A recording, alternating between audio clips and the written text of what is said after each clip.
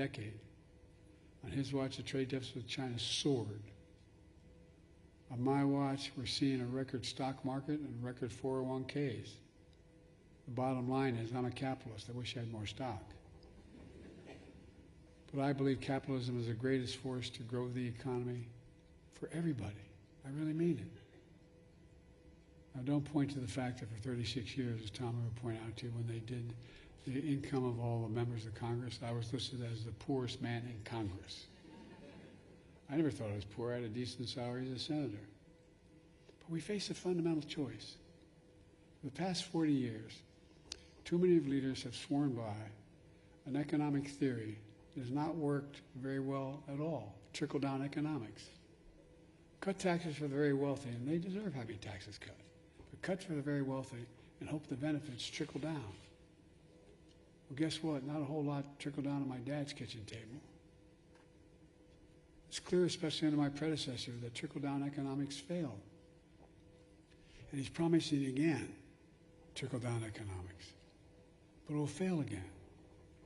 In fact, President Clinton pointed out that since the end of the Cold War in '89, America has created about 51 million jobs. Of those 51 million jobs in that period, the economy under Democratic presidents created 50 million, in fact, 50 million of those. And the economy under Republican presidents created 1 million of those new jobs. Folks, I've laid out a better choice, in my view, to grow the economy, from the middle out and the bottom up. I promised to be president of all Americans, whether they voted for me or not. And I kept that promise, making a lot of Democrats very angry because studies show that I signed the laws I signed actually deliver more benefits to red states than the blue states. That's a fact. More went to Republican states than Democratic states. It may not have been good politics, but I believe it's good for the country. I kept my promise. Today, we're better positioned than any nation in the world to truly win the economic competition of the 21st century, in my view. There's so much more we can do. We're going to continue bringing down prices for families by building more affordable housing, making child care more affordable. And by the way, you make it more affordable, it increases economic growth. Growth. By continuing to lower health care costs as well. We're continuing fighting to make sure everyone pays their fair share of taxes. And by the way, I hope some of you out there are billionaires. But paying 8.2% ain't quite enough. If you just paid 25%, it would generate enough income, $500 billion over the next 10 years. We could cut the deficit, be paying 25%, wouldn't it? Anyway, I don't get going, my stuff.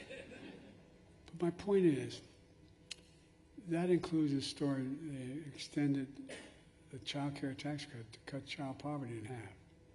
We're determined to lower prescription drug costs, not just for seniors, but for everyone. Helping the federal budget and household budgets, and so much more. I'm sorry to go on so long. Let me close with this. Early in my term, I traveled to the skepticism of some of my own team and many of the Democrats to South Korea to meet with President Xi and President Hu in South Korea and the CEO of Samsung. They were manufacturing a significant portion of the chips in the world. I sat with them and encouraged both of them to invest in America. And they agreed.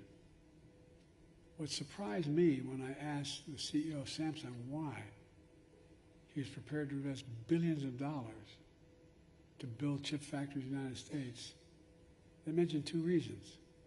Because of our workforce, which I know we have the best workers in the world, and second, they said we have the safest and most secure nation in the world in which to invest.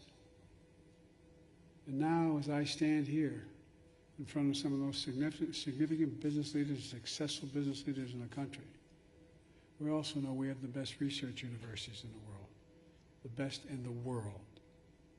We have the most dynamic capitalist system in the world. And here's what we can't take for granted. We have stability because we have a rule of law. Our democracy is unparalleled. I know I talk a lot about democracy from the first time around, but it's really under stress. For real.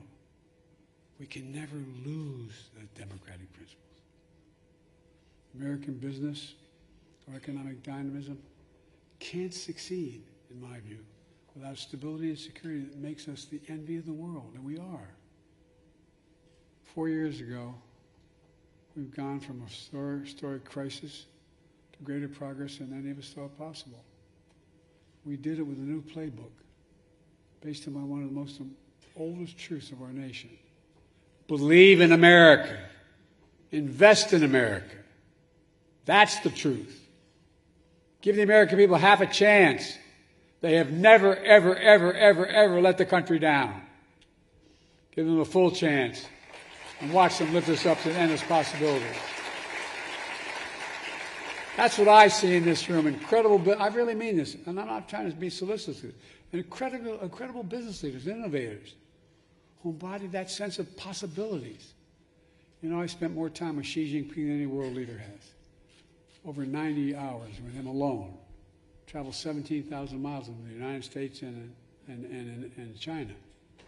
We were in the Tibetan Plateau, and he looked at me and said, "Can you define America for me?" By the way, I gave all my notes in, so they have this. And I said, "Yeah, I can define America in one word, and I mean this from the bottom of my heart. I mean this from the bottom of my heart.